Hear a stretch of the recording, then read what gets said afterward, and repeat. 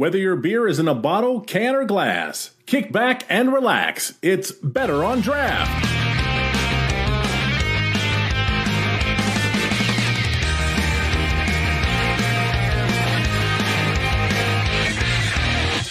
Welcome, everybody, episode 312 of the Better on Draft podcast. My name is Ken. Thank you so much for joining us. I appreciate it.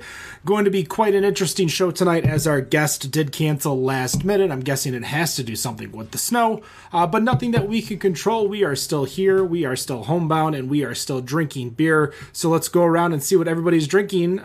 Dan, let's start with you. Yeah, well, I'm not homebound. It was like 70 degrees today. I'm going pulling a Nick. I know. Oh, like we all do apparently these days. I'm glad he started the trend. First off, I have my own homebrew Scottish export, and then I've got a really good beer. I forgot I had a couple of the Founders Bottle Shop series, the Highball Drifter. If you haven't tried this one, it's definitely worth it. Well, I can promise you, there's a few of us on this show, present and past, that have not had it. But Wendy, what are you drinking? I actually went into my cellar and found this bottle of No Rules. It looks like it's the coffee one, so I'm not sure exactly what year it is. I'll have to look it up. But there's no wax coating, which I like. Wendy is ready to party tonight if she's drinking that all by herself. Are you going to be sharing that with Graham? Yeah, I'm sure. My dad. She's got her own bottle. Yeah, Graham's got her own bottle. Graham's got the spicy one. For myself, I have got which I've seen a lot of on the shelves recently, these Czech dark lagers. So from Arbor Brewing, I got the Table Talk. And then I was telling you guys off air right before we went online. I had one, and I don't know why I cracked open the only other one I have, but I need to go over there and get some more. But Wax Wings, Mishimakwa, I'm guessing that might be how you say it. Don't know. It's their brown ale. Amazing beer. I had it a few nights ago, and easily the best beer, best brown ale in Michigan, hands down. Sorry, Bel Air, Brown, Shorts Best, and Bonfire, and oh god, whatever the dark horse one is off the top, Bafo. All great brown ales, but this is easily the best in the state. You can learn something. And what I love about it too, it's not adjunct-y. There's no. Did you just say these other breweries can learn something? Oh, from Wax Wings, for sure. Is that what you just said? Okay, for sure. I want to make sure I heard that correctly. That's not a knock against like Bell's, Right Brain, Shorts, like these amazing breweries, but for a European style brown ale, no adjunct, so there's no coffee, there's no coconut, there's no chocolate, there's no peanut butter. It's just a brown ale, and this is easily the best brown ale I've ever had. That's another thing that's tough to find, are brown ales without some type of adjunct. I agree with you. Typically, it's an American brown I find that doesn't, and that's usually a little too hoppy, so it's good to hear. Well, we've joked about it on this show a handful of times, but I'd love to get your thoughts on where we are within craft beer and in the world of adjuncts, because if you look at every brewery out there right now, you're either I can almost say you're either an adjunct brewer or you're not. You're either brewing with 800 different adjuncts or you're not. And let's first stay away from the adjunct variations. So let's stay away from Dragon's Milk, No Rules. But if you walk into a brewery and everything seems like it's, flavored beer, what are your thoughts? Like if you walk in and all it is just a coconut brown and orange something, like an orange milkshake IPA, like what goes through your mind? Are you excited to try all these weird flavors, or as the, oh my gosh, I'm trying to think of the comedian, the coffee flavored coffee comedian, but do you just want a beer flavored beer? I know I do. I don't mind. So when it comes to coffee, I don't mind, especially in a stout, but you got to have something that doesn't have adjuncts or flavors added to it too. And it seems like it's harder and harder to find. Like I can count, just sitting here thinking, like one or two beers that I could go grab if I just want a stout that isn't Guinness. I mean, they make it kind of hard, but I guess everyone's buying this garbage that, your marshmallow, peanut butter, coconut, chocolate, barrel-aged stout. So it just makes it kind of difficult. I wish some people had put some more just basic beer out there. Wendy, you travel for beer. What do you see when you get out there and you're going to all these different breweries? So I've noticed that a lot more breweries lately do not have as many adjuncts. In answer to your first question, though, I'm a flavored beer kind of girl myself for the most part. I like the adjunct beers. I don't shy away from them. I'm surely going to go and keep buying them because I like the flavors, especially in the barrel-aged ones. But when I go in to try a brewery for the first time, I'm looking at their Kolsch. I'm looking at their Hefeweizen, at the lagers, just to see how they're doing on those, because they can't hide anything in those beers. And I feel with the flavors, you can hide something that didn't come out the way you wanted it to sometimes. I still think we're seeing these adjuncts more and more get into those beers, though. Like I joke because former host Matt Bush always talks about, like, it's not a Kolsch if there's an adjunct in it. And every time I go out and I see a Kolsch, it's a lime Kolsch or a peach Kolsch or a coffee Kolsch. Another one. Yeah, like that's the same with, you know, a cream ale even, or a lager where you'll get like a lager with lime, where you're not getting just a lager beer, like what you expect from a Pils or something like that. Like, you're not getting that specific beer. Thinking back, like, is there, we were talking about this brown ale from Wax Wings, this table talk. Is there a beer that you guys have had recently that was very, very good that didn't involve all these adjuncts? Like something that really piqued your brain that said, you know, holy shit, this is what this beer is supposed to taste like? Yeah, I can think of one off the top of my head from Hilo Brewing, their Volcano Red.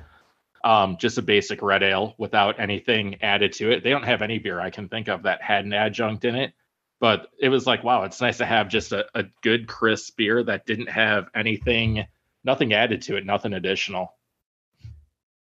I'm trying to look up mine because I just had a couple. I had an amber when I was in New Orleans that was amazing. It was probably the best beer that I had on the whole trip. It was so good. And I had Ghost in the Machine 3 times. So that says a lot about that amber. I have to look up where it was from, though. I can't remember off the top of my head. Well, what about running into a brewery then, as we're looking at the opposite side, that is just filled with adjunct beers, filled with coffee-flavored beers, chocolate-flavored beers, like all this sweet and sour or random extra flavors like the graham crackers that we're seeing in beer? Like, is there a adjunct beer that kind of like piqued your interest, and maybe it over piqued your interest? Like, you thought it sounded good with everything and then it just didn't appear to be good? Not to say it was bad, but I actually just had one that did pique my interest, and it was actually pretty damn good. I actually still have the can here from yesterday. From Drecker, Smooth or Die Peanut Butter Milk Stout. Absolutely amazing. Weird to say that as I'm saying, give me a beer-flavored beer, but this one actually, one of the best peanut butter stouts I've tried to date, if not the best. Which is crazy because Drecker obviously more known for their, pastry, sour smoothie, the brains and all that stuff. I just can't get into those types of beers these days. Like, it just seems too thick, too heavy, too like we joke about Guinness being a heavy beer, but some of those beers are just drinking like as a smoothie, as in the name of it. Wendy, did you ever find the name of that beer? I didn't find the name of the amber, but I did find while I was on the ship, I went on a cruise to the Caribbean, and they had a beer bar on our ship, which was kind of awesome and kind of not, because I had had so many of the beers that it made it sad to try new things.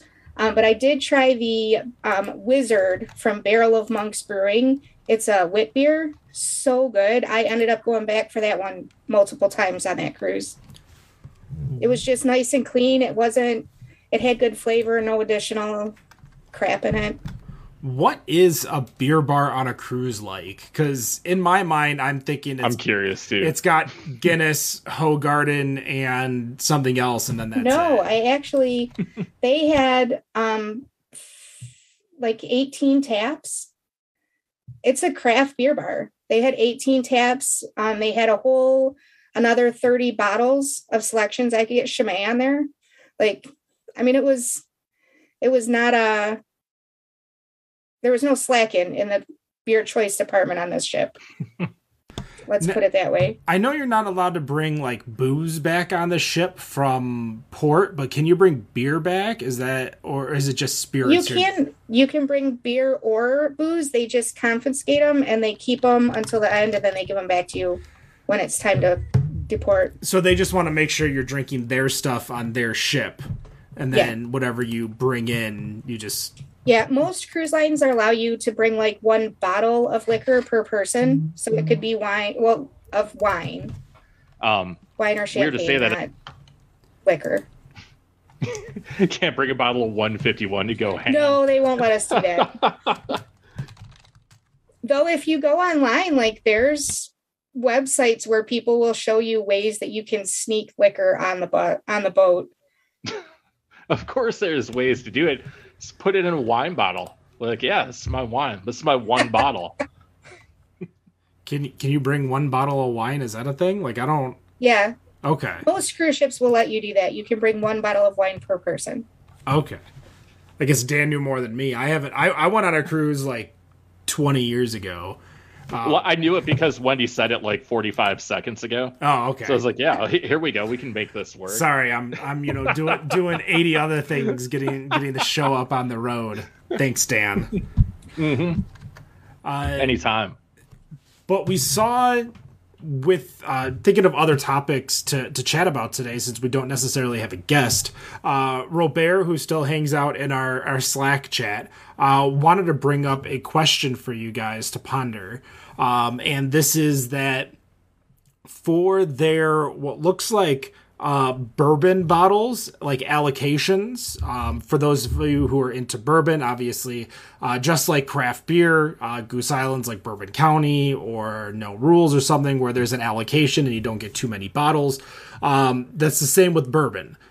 Same with a lot of spirits too. So this site, wherever it was, came up with basically the requirement that you needed to have all of your points for stuff that you purchased at that site to be able to pick up a specific bottle if you wanted a specific bottle. Now, I don't know about you guys. For me, I shop at maybe 4 different stores when it comes to liquor and booze. After that, it's really random if I go anywhere else. Usually it's because I'm out of the city or out of the area. But do you think that is a fair way to distribute booze, is simply based on people who only, mostly shop at one site and shop a lot at one site, leaving you in the dust if you're only buying for yourself, maybe? Yeah, it makes it kind of hard because I guess it's a double-edged sword, because I can see why they would do this. It keeps their loyal customers happy, but it's also going to chase away someone new if they happen to walk in at the right time when this would be available. So, God, there's no perfect way to do it. I hate this allocation crap. Get over it. It's 2023. Stop trying to act like this is concert tickets from the 1980s. Make your beer so, or in this case, spirits, from what he was quoting, make it so people can enjoy it. Stop trying to, limit it and make it this thing where people are fighting, or you're putting, even if you're a loyal customer, you're going to have people buying way more than others for one reason or the other. So I don't know. It's kind of double-edged, but if you're going to do this, you want to make something special, make it so enough people can have it, I guess. Well, but before I go to Wendy, there's the issue here in Michigan, at least, and while it is illegal, nobody really says anything, that a lot of allocation, especially for Bourbon County, is reliant on how much you sell of Goose Island and other Goose Island products. So if you're not selling a lot of Goose Island like 312, then you're going to get, the shaft end of the allocation tree, where instead of getting cases, you're getting bottles. Is that still a thing, though? In 2023, are they shipping that little? Oh, yeah. In Michigan, at least, there's unless you're going to a place where the bottles are overpriced, you don't see bottles of Bourbon County sitting on the shelves very long. So I couldn't walk into a Total Wine right there and get a Bourbon County. Oh, absolutely not. Wow. No. Maybe the people in Michigan are just a little more, I don't know, I don't want to say anything rude to get, reviews on Apple or iTunes or whatever, but maybe some people are a little bit obsessed over this than they should be. I can go up to Total Wine right now, multiple locations. They still have at least the standard one. And I know of a couple of places that have some of the variants still too. It's that kind of beer you just walk in and get. We need to talk. I'm still looking for one of the variants. But we can get it in Ohio. We can go to Toledo and get most of the standards you can get right there in any of the stores right across the border. But here it's hard to find them. Is it just a case, maybe like using Goose Island then for an example, that they just don't sell a lot in Michigan? I can't think, I always say, like, who drinks other Goose Island beer? When I have to, I found myself drinking Goose Island IPA. It's always in the most random places. But, you never see people drinking 312 anymore. I can't remember the last time I saw that anywhere outside of an airport. So is it maybe just people they don't sell a lot of Goose Island in Michigan to begin with? That might be the case, but I feel like the folks in Ohio are still extremely loyal to Ohio beer, especially as their craft beer boom has exploded, with some of the major breweries out there producing some really good beers. I don't foresee why they would. I mean, I do see it. I go to Marino's every once in a while and I'll see Goose Island there. But I don't know if maybe there's different distro rules. Maybe it's easier to get the beer into Ohio versus Michigan. Or maybe, Chicago still hates us for the old Bulls-Pistons rivalry. I don't know. I'm thinking Anheuser-Busch doesn't hate any specific state. That brings up a good point, too. It's really funny when you have all these people like, I won't drink anything that's AB InBev, but then they're apparently lining up to get Bourbon County. Like, come on. Stop being a hypocrite when it comes to that. That's always been like that with the craft beer fans, though. We've been talking about that since the beginning of the show, when people would, still go drink Founders, even though they weren't quote-unquote craft beer at the time. And we would joke about it on the show all the time about how Founders is no longer craft beer. Now they're even worse. Like, it's basically 90% San Miguel, 10%, I think, Dave Engbers and the other guy. But... I get why people don't like Anheuser-Busch, very vicious business practices that do hurt smaller businesses. But in the same sense, you're right. Like, people would line up for Goose Island. They'd line up for the beer. We have in my subdivision somebody that manages the beer at Meijer. And she talks about there's a line at 5 a.m. on Black Friday of people who are already at the Meijer because it's open, waiting for the allocation to drop at 7 a.m. so they could buy it and start chasing trucks. Yeah, it's insane. Hearing people chase trucks in 2023, it's like, all right, dude, come on. And, when it comes down to it, personal opinion, the Bourbon County is good. I don't think it's the end-all, be-all of barrel-aged stouts. I don't know about what both of you think, but it's okay, but... it's not get up at 5 a.m. and line up to get it good. True. Well, we have so many different barrel-aged beer releases here in Michigan. Like Dragon's Milk is about to do their triple mash again. No Rules Day is about to come up. We just had 4 Elf Day a few months ago. We have Flying Buffalo Day. During the... Christmas season, you have the milkshake stout variants and all that stuff. Pretty much anything Wax Wings does. Oh yeah, yeah. Some of the as much as I love Wax Wings, I see some of the beers that they release. You want to talk about adjuncts? That's just like a laundry list of some of the things they brew. But again, when they can do such a clean style when they want to, that I can't really complain about them brewing with all the adjuncts. and say, come on, guys, brew something better. You stop hiding, because they're not hiding. Like this, trying to go back to that. We were talking about beer-flavored beer. This Czech dark lager. Have you guys had any dark lagers over the past year? I think is where I started to see them come up. Yeah, when we were at Shiner, I had a dark lager that they had there. I don't think I did. Wendy, what's been the styles that you've been drinking lately? Oh, well, I just want to make sure I didn't mute myself. I was in the Caribbean, so I drank a lot of lagers there. I was really excited though, because one of the breweries on Tortuga, which is one of the British Virgin Islands, had a stout. I was so excited. Like he thought I was crazy because I was really excited to see it, but I hadn't had a stout in like a week, so it was very exciting to me. A lot of light beers there. I think I've really been on an IPA kick lately though, so trying different IPAs and seeing what people are doing with the different styles, because I think a lot of breweries are trying to go away from the New England IPAs, but they're still not ready to bring out the West Coast in full force. So we're getting a lot of hybrids. I went to Nick's today, and it was just every other beer there was an IPA or a hazy IPA or a New England IPA.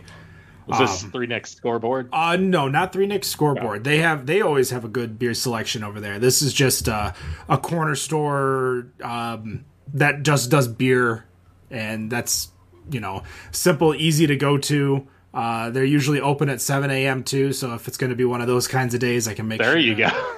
That's where I should be on Black Friday, is 7 a.m. at Nick's.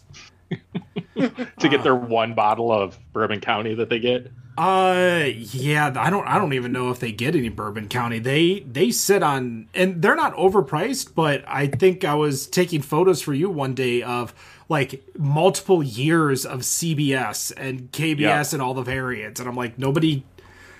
And that's the thing, is that's so wild now that I think about it, is that did we just flood the market with KBS? Because you could get KBS on any single corner store. You probably go to 7-Eleven and get KBS today if you wanted to. Well, you remember you came out here probably 4 years ago now, I believe, and we went somewhere. You got a whole vertical of KBS. You were like, what the fuck? Like, because at the time in Michigan, you couldn't find it on a shelf. That was another truck chasing. I'm like, here you go. Here's like a 4-year vertical of KBS. Just go nuts. Yeah, it was just sitting at the store too. And there was, I think it was like $1 for the year too. Mm-hmm. Like a 2015 was an extra $4 versus a 2019. Yeah, it was something like that. I just don't.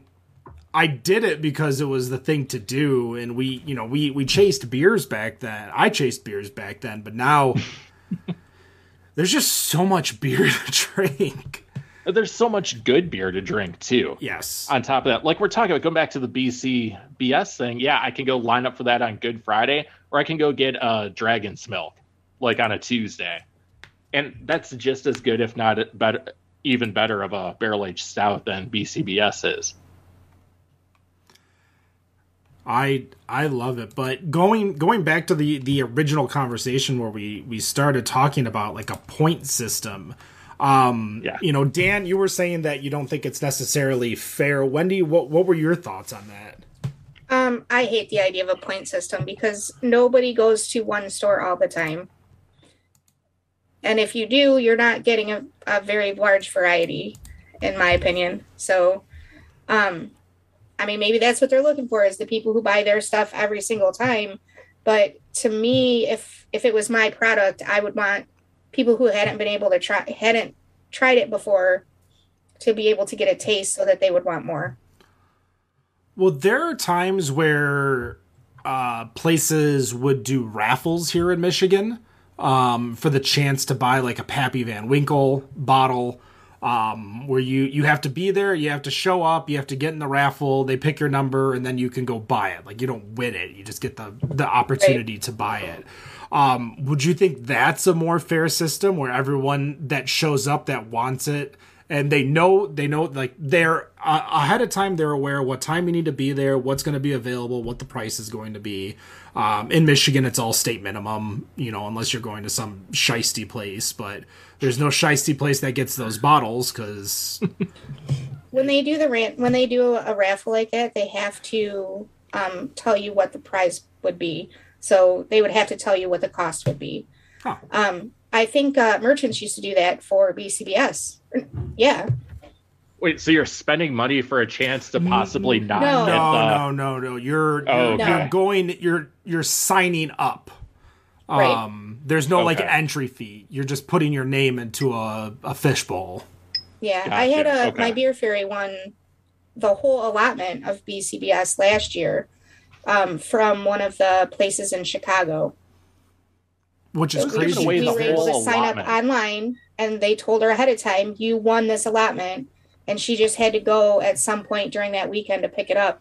And she had to pay for it, but they told her ahead of time, this is how much it will cost. I see photos nearly every week of this Jewel Osco in Chicago that is like packed and discounting Bourbon County and all the variants. Like the amount of Bourbon County that they have, first of all, no store in Michigan, even like a Total Wine, got this much. And secondly, like just the amount of money, like the discount that they're on as they try to unload it because it's just taking up so much space. Like it blows my mind how improper allocation, because you could easily sneak in, a good pallet or two more of Goose Island without anyone even noticing here in Michigan. And it's collecting dust in stores. Do you think, though, that might be something they have worked out with the brewery to offload some of their stock? Like That's entirely possible. Or the distributor. I mean, Or the distributor? There's probably a deal because I think Jewel Osco is the one that did, or it might have been, no, because Benny's is the big partner of Goose Island. Yeah. But I think Jewel Osco might have been the site that did the field goal kick competition where everyone tried to line up to do like a 35-yard field goal. Are you serious? Yeah, that's amazing. It was Chicago got knocked out of a playoff game because whoever their kicker was missed like a 35-yarder, and so Goose Island was like put together like a huge set up field goal, set up kicking area, and said, all right, here you go. One shot, one try. Everyone gets a chance to kick this field goal because you all think you can make it.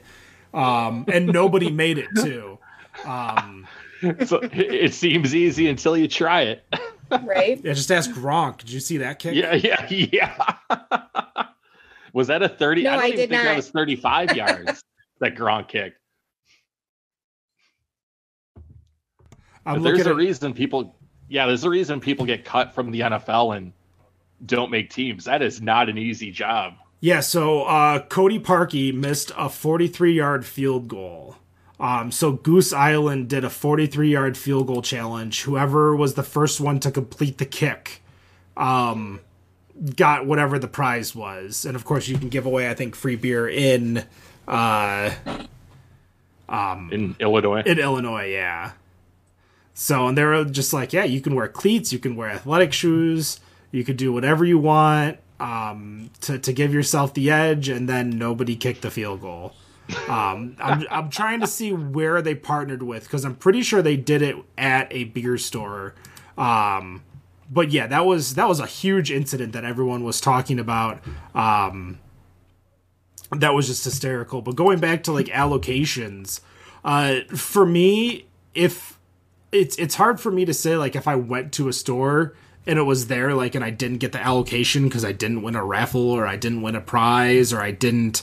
But the other option is just either dropping it randomly, and then whoever gets it gets it. But as a store owner, like if you're Jack Zatuna over at Zatuna Liquor and everyone's calling you on Friday asking you when you're going to get your Bourbon County or when you're going to, distribute it, like that'd just be a pain in the ass to... So there's a good thing you bring up. Do they still deliver it that day? I know out here at least everyone gets it like a week ahead of time, if not 2 weeks ahead. So everyone knows what they have. I don't know if out there is different. because it's closer to where it comes from. But here, everyone knows what they have ahead of time and tells everyone. I think it So they depends can on be the ready. location. I think the big stores, Kroger, Meijer, get it well in advance, probably Total Wine. But the little stores probably get it that day. And when I say little stores, I might not even mean like a Zaytuna Liquor. I might mean like a what was that old liquor store in Warren that used to sponsor us? I can picture it. I can't think of the name of it. On Old Chicago Road. Yeah, like I can't think of it, but that's one that I could think of that might get it still that day. But when Jack actually, I don't even think he even got it that day. I think he got it that evening, and he wound up doing like a whole. Wow. He had a bunch of old bottles too that he was selling with it too, so you could get like older bottles of Bourbon County. But he posted it on Facebook. It was gone in like 45 minutes. Wow. So That shocks me that people chase it like that. People will drop what they're doing to go get that beer, or to go get any beer for that matter. I don't know if you remember, you might have been gone from the show at that time, but there was a day where CBS was dropping at the Public House on draft, one pour per person, and it was at like 2:00 on a Wednesday. I was actually still around. You texted me. I was at work when that happened. And I'm like, because that was walking distance from my place. They Yeah, did the same thing at Ashley's. and you're just like I didn't hear about it until that day, and when I went, that place was packed wall to wall of people getting their beer. By the time I finished my 8-ounce pour or 10-ounce pour, it was tapped. I'm like, all right. I left work early and got to Ashley's. If the thing started at, I think they started theirs at 4. I was there at 3, and there was a shit ton of people in front of me. Was it And the one in they literally Westland? sold the last ticket for the pour, the person before me. Oh, jeez. Yeah, wow. It's funny you think about that. That used to be a white whale that people would chase. Now, CBS, was it? Yeah, CBS. Yeah, You don't think? CBS. Yeah, CBS was a white whale. Now we can walk in anywhere, and you can find bottles of it. Yeah, I saw it this afternoon at Nick's. Like, just the same bottle sitting there, like nobody's buying it. Because people are over it. It's not something maybe that's part of the reason they do the, making people chase it, because now it's something you can go find wherever you want it, anytime. But I'm curious, as a little thought experiment, because we've been talking about Bourbon County and how, like, at least in Michigan, it shows up and it goes. Like, at any store, it does not sit on a shelf unless it's overpriced. But we have, because you brought up 3 Nick Scoreboard earlier, when 3 Nick Scoreboard does their 2-year vert on draft and you have a week to show up to get it, like, I'm still trying to figure out how they don't, like, sell out tickets within a matter of a few I was actually hours. gonna bring that up too. We had done that every year, at least when I was out there, and even afterwards when I would still come out there. That one of the greatest things with that, I love that he did that. And you're right, there would always be tickets. I hit you up like days before, and we managed. I don't know if he did special circumstances for us, but hit you up like a week before and go out there and get it. So I don't know, people just don't know, because you think about 3 Nick Scoreboard, it's a dive bar, but he really turned it into a craft beer dive bar. So maybe people just didn't know. You get definitely an eclectic bunch there. You get an interesting crowd there. I agree. And is it still a bikini bar or whatever the hell it was? I'm pretty sure it's still When we a would go bikini there? bar. But yeah, like for $20, you get 20 ounces of Goose Island, and yeah, the price is a little hefty, but that few extra dollars allows you to go whenever you want to pick it up. This year, he did a 4-year vert. That's amazing. And I wish I could have come there for that. It was only $40, and when we gave away a ticket, and I'm like, you might want to bring someone to either share it with or drive, because That's a tough one. 40 Yeah. ounces of Bourbon County is a lot. But I think about that too. We'd go out there and he'd be like, "Hey, yo, you want some barrel-aged Massacre too that I have on tap?" It's like, where are we at? It looks like it's I don't want to say Stroh's, like a Natty Light type of bar is that you would be at if you walk in and be like, "Where am I? Like, where did you bring me?" but he's like dishing out like barrel-aged massacre and verticals of Bourbon County. Let's be honest, though, I've been to some breweries that look like that too. Yeah, that's a good point. Ken's been in a basement of a church or something? Well, I guess there's random. Yeah, there's definitely plenty of random spots that I've been to that definitely have scared me a little bit. I'm looking at I'm looking at their list right now, and I'm like, I was curious what they have on draft today. And they have, it looks like at least 34 drafts. At 3 Nicks? Yeah, at 3 Nicks. And they've got everything from Imperial Stout from they have the Bourbon Barrel Aged Guinness, Flying Buffalo Double Barrel Reserve, No Rules 2019, a bunch of hazies and stuff, Hop Slam from last year, it looks like. A handful of hazies from Bell's, Goose Island, Sierra Nevada, Revolution. Like this is the tap list too. Remember, he still has it's got the bottles, the bottles too. But here's Buckley from Transient, I think, is going to be coming on draft there soon too. No Rules 2022. The barrel aged brown ale from Founders, like. This is a legit dive bar, bikini bar, $5 burger and fry bar. And they bring out bangers. And I feel like we just did like a 5-minute commercial for 3 Nicks Scoreboard. Totally did. Shout out to the 2016 sponsors of Better on Draft. He sponsored us since day one, like before you even heard a show. So yeah, he was great. You know what? Him and his wife are both great. Yeah, I love Nicole and Ryan. I tried to get them out for the 300th episode party, but that did not. Trying to get out is always hard for a lot of people, especially on a Friday night. Well, especially where they're at, like they're Southgate, I believe, almost by the airport. I need to start making that like my stop before the airport whenever I come out there, because of how close it is. Yeah, I feel like I need to make a trip out there again because it's been a minute since I've been out there. To go just, have lunch and hang out because it was such an easy lunch spot before the airport, as you were saying. Mm-hmm. If I had time to kill, like I'd need to stop somewhere. Like that was a spot that was easy to stop before I was flying out. Gosh, I don't know that I'd ever make it to the airport if I stopped there before. Yeah, that's the difficulty. So I ran into that at Weathered Souls when we were in San Antonio. It's like, well, shit, now I have to go to the airport. I don't really want to, but... Yeah, I was so mad that my flight got delayed and I couldn't. I should have just hung out with you for that little extra time. But I was also feeling it because I was drinking for a good 4 days straight from sun up to sundown. Yeah, that was an interesting week. It was a good time, though. Well, it was easy because all the breweries that we went to over in Austin and San Antonio, like they were far enough away from each other that also I was drinking like ESBs and English milds and lagers, so I wasn't getting drunk at all even. But like the second we got back to the Airbnb, I'm like, by the time my can's done, another can's cracked open and ready to go. Oh, yeah.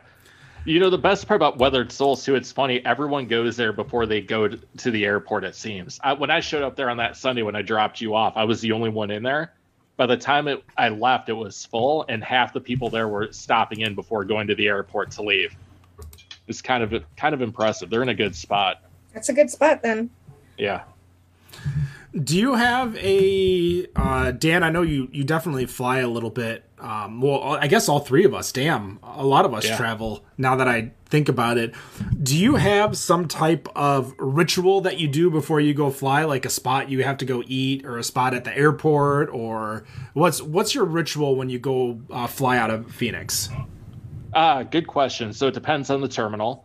If I'm in the what would be Terminal 4 here, where Southwest and American both have hubs out of. It's definitely the Four Peaks Brewery, if you can get a spot. Sometimes it's slammed. If it at the other terminal where like Delta, Frontier, those all fly out of, it would be Santan.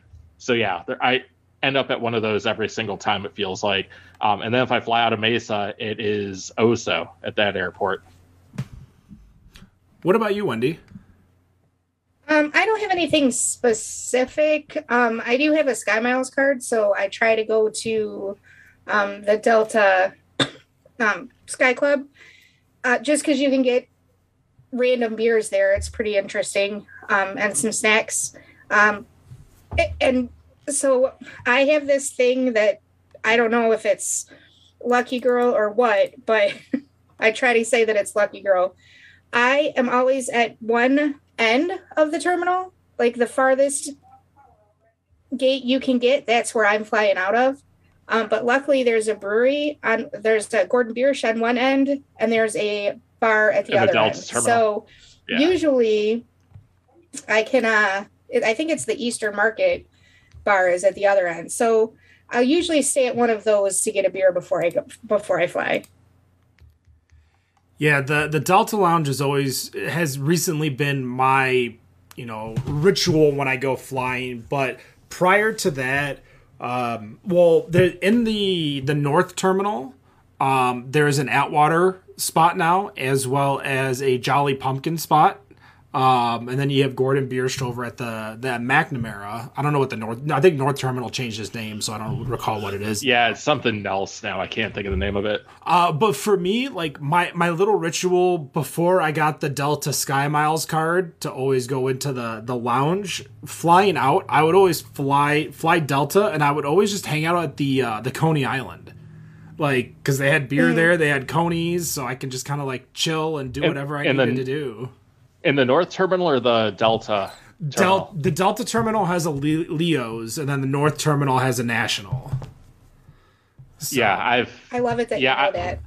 I always feel like I end up at that National when I'm in the North Terminal, because it'll usually be like a Saturday and almost everything's closed because apparently there's like 2 flights out of that terminal on a Saturday, and that's the only thing that's open besides McDonald's. Yeah. So I was like, oh, yeah. I installed the point of sale for National over at the North Terminal. So I spent like 3 days at the North Terminal. And if you've never worked inside an airport, you have to have someone who works there like literally attached to your hip. You got to go to the bathroom. Dang. They have to walk you to the bathroom. Wow. I mean, they don't have to hold your hand while you're at the stall, but... they cannot keep you out of line of sight at all, or they will get in deep shit. So, this guy, he actually listens to the show. He goes to our beer fest all the time, so he's always excited to see me at Jimmy John's. Great guy. Name's Brian, and he just had to stick near me, so I'd have to tell him, like, sorry, guy, I gotta go to the bathroom. And so he'd have to stop whatever he's doing while he's working to walk me to the bathroom. Yeah, it was definitely... That's a shitty job. Right? Yeah, it was... Like, literally.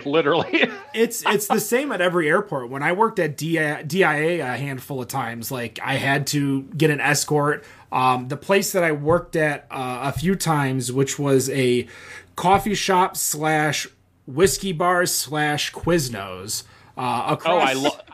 That's my ritual in Denver if I'm there. I know exactly what you're talking about. Awesome.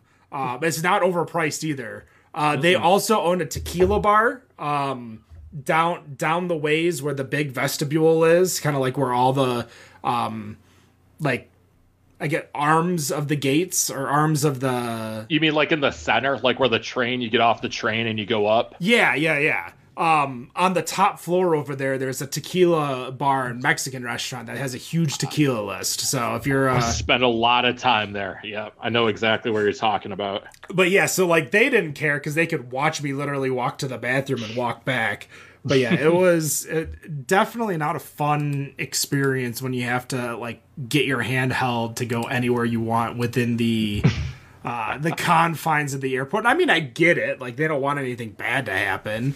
But, like, the vetting process, too, is so long and arduous. You'd also have to go through security, too, wouldn't you? Like, so there's, to get back there? Depending on the sites, for DIA, you actually have to be driven in through, like, a security gate. You can't just like be part of it. So Oh, damn. I would like fly into Denver, get picked up at the arrivals, and then driven through the gate, and then they go through your luggage, they go through your car, they go through to make sure, because you had to pre-register to get in that day. For Oakland, there's a side entrance that you get in that has its own security guard. But for Oakland, I actually had to take a photo of every single tool. And I mean, like, every single screwdriver I had, every single power tool I had. And the funniest thing ever, because we're about to go into break because we'll go to the craft beer news after this. The guy literally opened up my suitcase of all my stuff, peeked around for like 10 seconds, looked at my list and said, okay. And I'm like, ooh. It's amazing. Oh, that could have been, really, really bad if I would have brought something bad. But thank you so much for listening. That's the Better on Draft episode 312. We will be back next week. If you're listening live, stay tuned. We're going to go over the craft beer news, and we'll be right back at about 8:13 with the Better on Draft podcast. Oh, let's finish off the way we always do. No matter what you think. Without Rob, I'm lost. I'm lost, guys. Oh, no. Oh, no. It's been 300 episodes with him, and now no matter what you think of your beer, we think it's Better on Draft. Have a good night. Peace.